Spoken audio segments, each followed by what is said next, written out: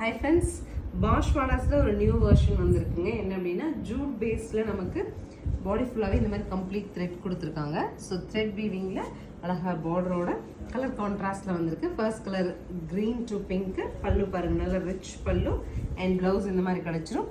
So saris பொறுத்த வரைக்கும் 819 சொல்லிட்டு ஒரு சூப்பர் பட்ஜெட்டில் வந்திருக்கு. கலர்ஸ் இருப்பாங்க. நெக்ஸ்ட் சாரீ பாருங்கள், நேவி டு ரெட்.